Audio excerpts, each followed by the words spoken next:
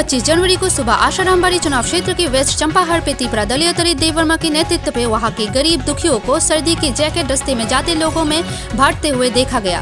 बाद में गांव-गांव जाके जरूरतमंद लोगों को सर्दी की कंबल और कपड़े भी बांटते हुए देखा गया।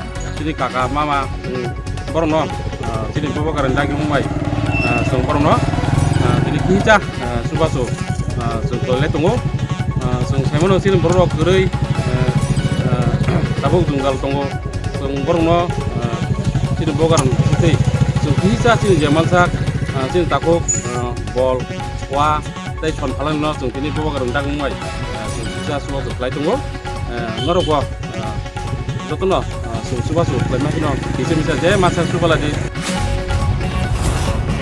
अरुणाचल के आंचलिक पॉलिटिकल पार्टी पीपीए अपनी हैरानगी जताती है भारतीय क्षेत्र की 5 से 6 किलोमीटर ऊपरी सुबनसिरी जिला की अरुणाचल प्रदेश में चाइनीज गांव बसने की रिपोर्ट पे संघ सरकार की चुप्पी साधने पे। पीपीए और भी अपनी नाराजगी जताते हैं मंत्री किरण रिजिजू के स्टेटमेंट पे।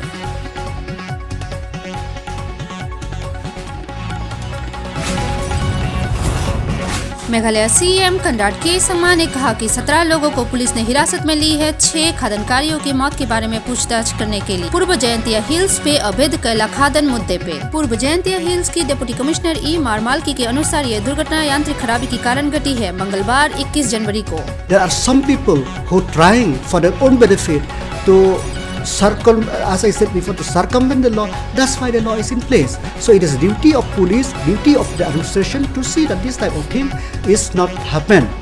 The police will register the case, registering the case, and investigation will be done. And after in proper investigation, then we will see what is to be done. Tripura community के त्रिपुरा कस्टमरी लॉ पास होने की बहुत साल बाद जलाया जीवन सरदार गांव घुमती त्रिपुरा में उत्सव मनाते हुए देखा गया है।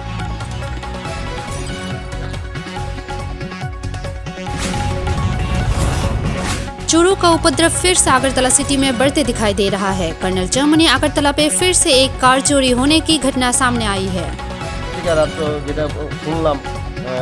অঞ্জন বাবু কইল উনিও শব্দটা পাইছে আড়াইটার সময় বিকট আওয়াজ হয়েছে এবং গাড়ির যে নিচে চুরি করেছে এটাও চিহ্ন পাওয়া গেছে রাস্তার মধ্যে পর্যন্ত ব্রেক ফসায় গাড়িটা নিচ্ছে এই অবস্থা গাড়িটা চুরি হয়ে গেছে। মালিকের নাম হলো কমল কুমার শাহ।